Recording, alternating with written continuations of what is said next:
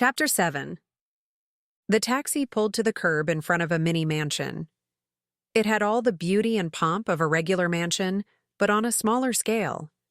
I paid the taxi driver and followed a winding pathway to the front door. Rock music blasted through high-end speakers, and laughter cascaded from the house. In the distance, I heard someone shout, "Cannonball!" which was followed by a splash of water. I rang the doorbell. The door swung open to reveal a house filled with men. The man at the door was in a swimsuit and armed with a beer in his hand. Only then did it dawn on me that Frankie had sent me to a gig at a bachelor party. A bachelor party filled with drunk men. My palms clammed up with sweat. "Hey, are you the entertainment?" The guy asked. I was hired to be a card dealer, "Oh, yeah, come on in." he said, letting me step past him into the tiled entrance. "Hey, the entertainment is here!" He shouted. A cheer erupted, followed by a few whistles. "Take it off!" Someone yelled. "I'm not the entertainment. I'm the card dealer." Cards are entertaining, right? He winked. "Just show me where to go." He led me to a bar area, where a scantily clad woman with sparkly blue pasties and a matching thong was bartending. She smiled at me as she poured a drink. My nerves were rattling by the time he steered me to a table located near the bar. Here's the table. You'll need to strip into your uniform before you deal. Frankie said there wasn't a uniform. Exactly. There's no uniform. Would you rather strip for the guys or come out naked? Electrons cross-circuited in my brain. I could hear the zapping and electrical storm crackling through the neurons. "Are you insane?" I asked him. If he'd had a shirt on, I would have seized it and dragged him to eye level. Would you rather work your way into it? Oh, like strip poker. That's an awesome idea. He turned around to the room to yell, Strip poker? "Forget the damn shirt." I grabbed onto his chest hairs and yanked him to me. He yelped, sloshing his beer onto my shoes. "There'll be no strip poker or naked poker. I'll be your card dealer, but with all my clothes on." "What's going on?" Someone asked from behind me. I let go of the guy's chest hair to turn around to find Caleb strolling toward us with a beer in his hand. I groaned. "Tell me this isn't your party." He smiled. "No, but if it was, I'd hire you too. You didn't know this was a bachelor party, did you?" "Of course not. Frankie said a party needed a card dealer." "I can escort you out of here without any problems if you want to cancel." "I can get myself out of here.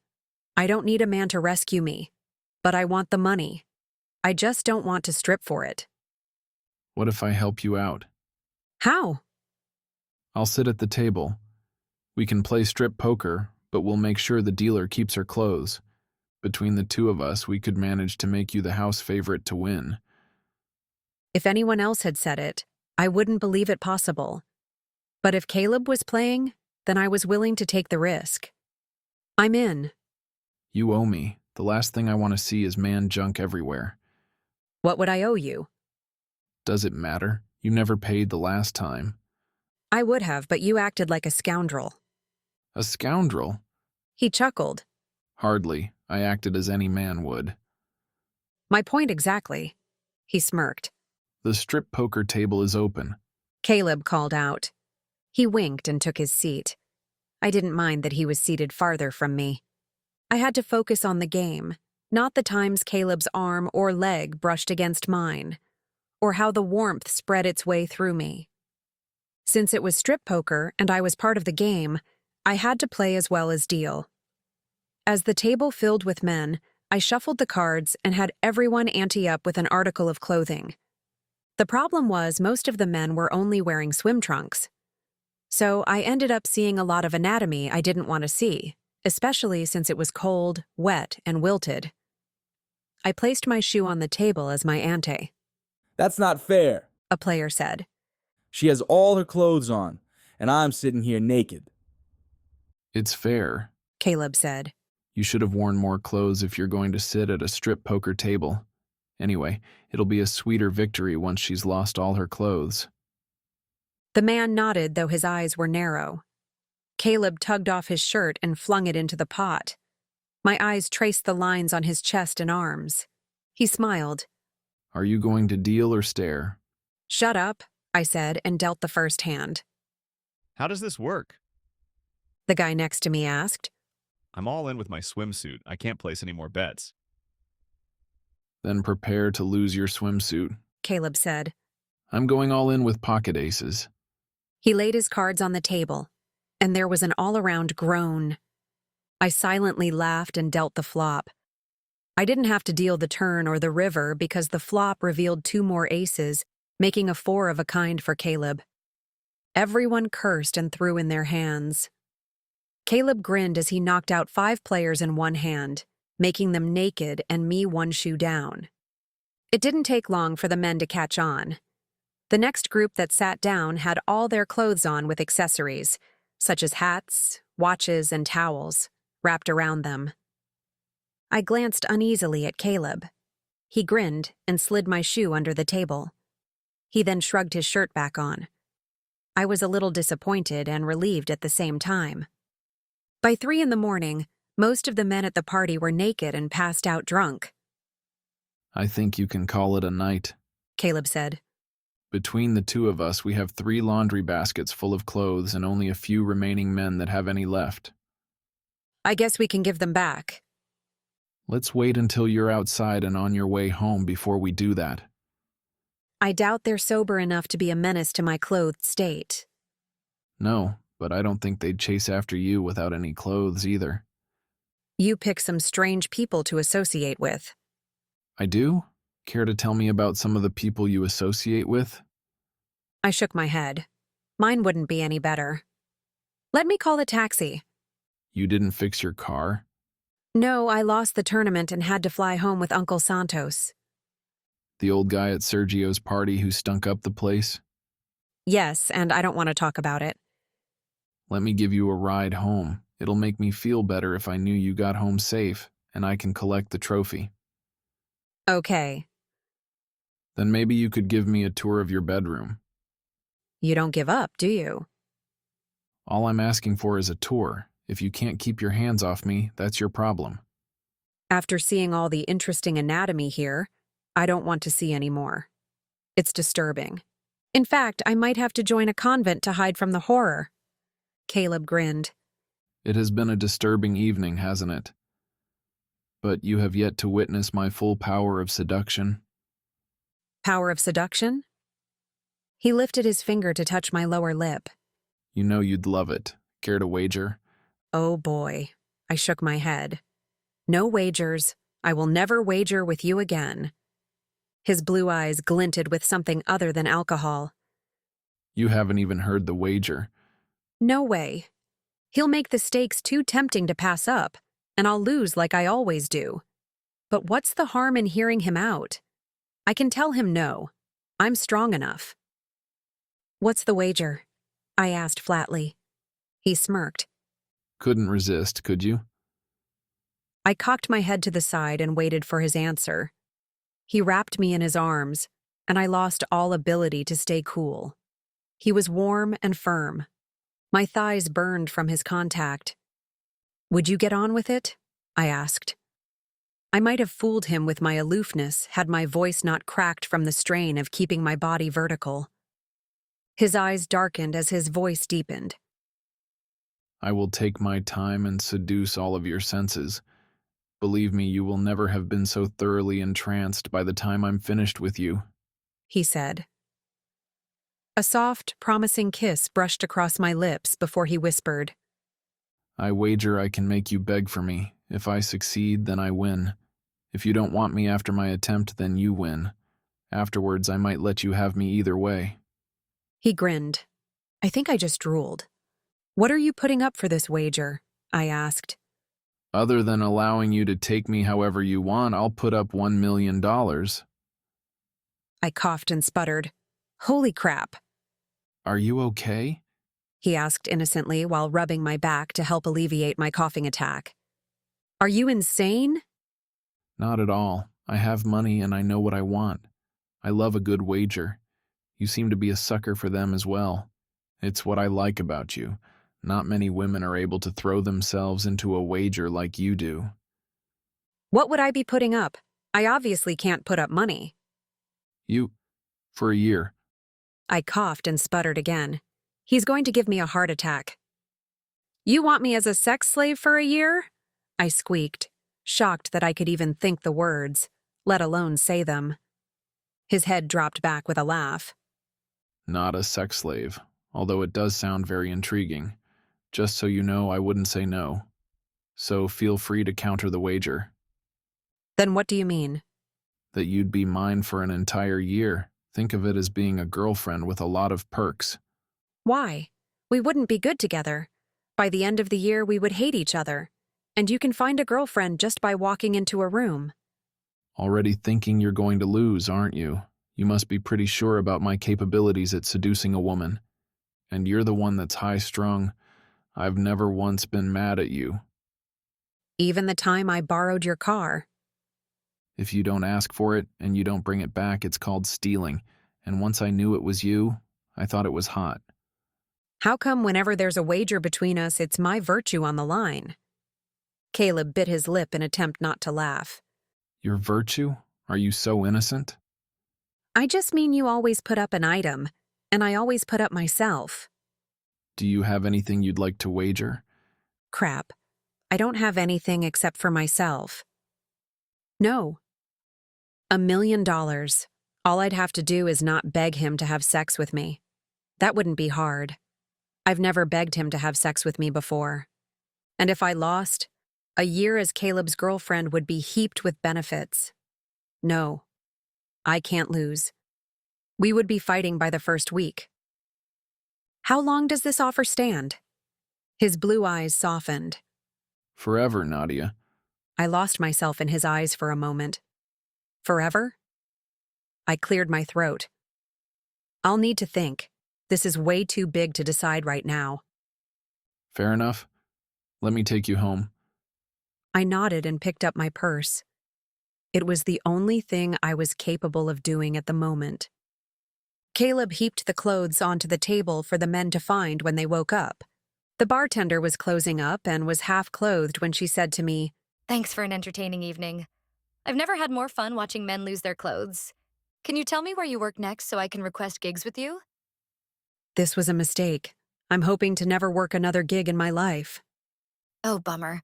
Normally I have to work with leering men, but this time they were focused on blending in without any clothes. I smiled at her and was very thankful not to have her job. I opened the apartment door for Caleb. A green cloud of smoke escaped, and the fumes choked us. What the hell is going on? I asked as I covered my nose and mouth with my shirt collar. What damn fool leaves a box filled with styrofoam in the oven? Muffin asked as she frantically waved an oven mitt in the air. The oven door was wide open, and a charred box smoldered inside, puffing green smoke clouds into the air. Close the oven door before we all die, I said, racing to open the windows. Muffin closed the oven door, but the stench and smoke remained. Why are you cooking now? I heard a noise, so I investigated, but no one was here. Then I had a hankering for pie. I had a frozen pie, so I preheated the oven. The little light turned off and I was going to stick the pie in, but green smoke started billowing out. Who leaves a box in the oven? I do. I don't use the oven, and I was storing Caleb's trophy. Uh-oh. I peeked over at Caleb. That was my trophy? Yes. It might be okay. We can take a look once it cools off. I had the perfect spot picked out for the trophy. It was going to be the pinnacle of my collection. Caleb, I'm so sorry. I'm kidding. I don't care about the trophy, but I'm interested in seeing what it looks like. It's supposed to be gold, but they might have added some cheap filler in the middle of it. Feel free to take a peek. Just cover your mouth in case there's still smoke in the box. I covered my nose and mouth with my shirt again as he opened the oven door. He slipped on oven mitts and took the box out of the oven. Setting the box onto the stove, he lifted a box flap to have a look. The angry green smoke spouted out. The styrofoam didn't make it. It's curled and brown. Do you have a spoon or something to dig the trophy out? I dug through my kitchen drawer and handed him a long-handled spoon. He stirred the styrofoam until he found what he was searching for. He extracted a twisted, lumpy piece of metal substance. Or maybe it was plastic. It was hard to tell since it was curled and dulled from the smoke. Is that your trophy? Muffin asked. It doesn't look like one. I kind of like it. Caleb said. It's rather artsy now. Maybe we could submit it to an art show. I don't think they'd want it, I said, scanning the monstrosity. You can have it.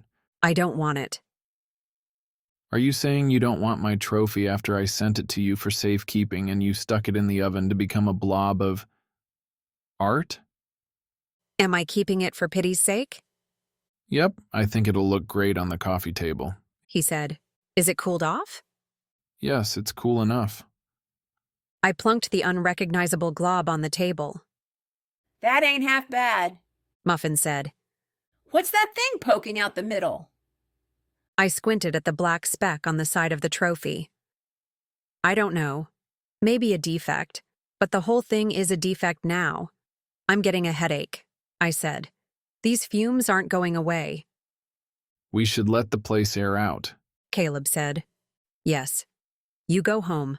Muffin, Gus, and I will stay with Frankie. Are you sure? Caleb asked. I would offer for you to stay with me, but my place was broken into and trashed yesterday. It's going to take days to clean it.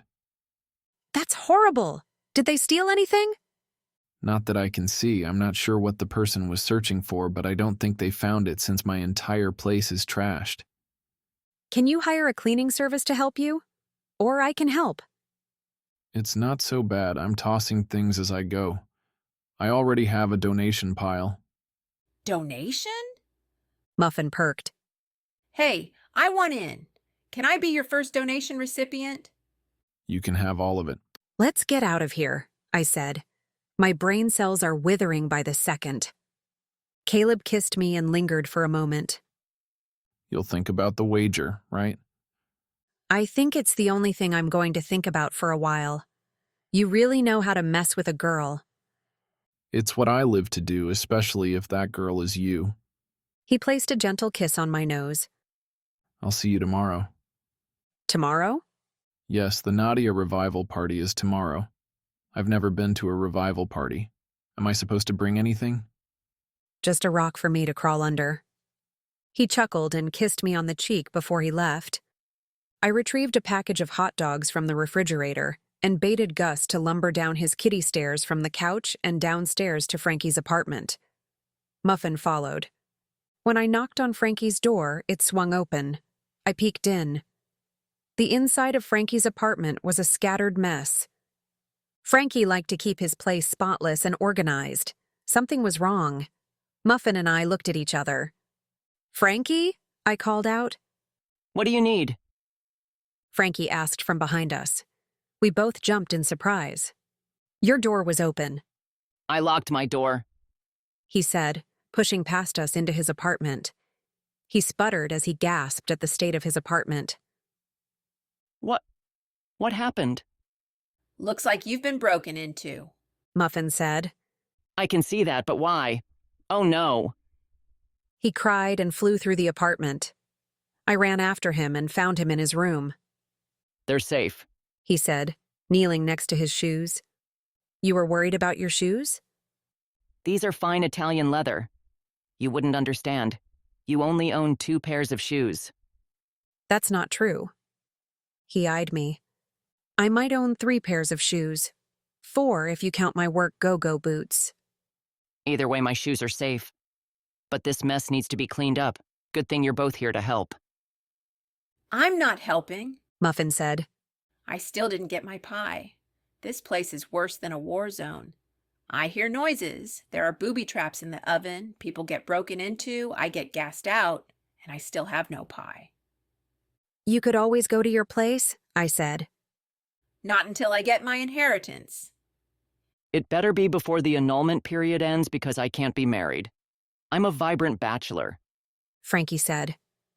Don't worry about it, sweet cheeks. Clean up this mess and I'll make pie. Why can't you go upstairs and make pie? He asked. Nadia booby-trapped the oven, and now there are swirling green toxic fumes. I didn't booby-trap the oven. I just don't use it, Where are you sleeping tonight? he asked. Here. Oh no. I can't have 2 women and a cat staying with me. It's just one night and you're married to Muffin. You have to keep her. Gus and I can sleep on the chapel couch, It's okay. Muffin said to Frankie. I'll take the bed so you don't disturb me with cleaning. You can sleep on the couch when you're done. Frankie leveled a cutting glance. Your apartment isn't that bad, is it? I smiled. It's worse than bad. You wanted a percentage of the inheritance. This is your thing. You deal with it. I pulled out a hot dog so Gus would follow me to the chapel. I heard threads of bickering coming from Frankie's apartment. You may want to close your door, I called. The vibration of a slamming door echoed all the way to the chapel. I snickered. Gus and I snuggled on the couch and passed out. It was still dark when I opened my eyes. Gus was stretched next to me. He was too tubby to curl up like a normal cat, so he tended to suck up more space. In order for us to both fit on the couch, I curled around him. After an hour, I switched my position and ended throwing one of my legs over the back of the couch so Gus could remain where he was. My leg had no blood flowing through it. The tingles and needle spikes rampaged through my leg as I placed it on the ground. Ow! Ow! I yelped.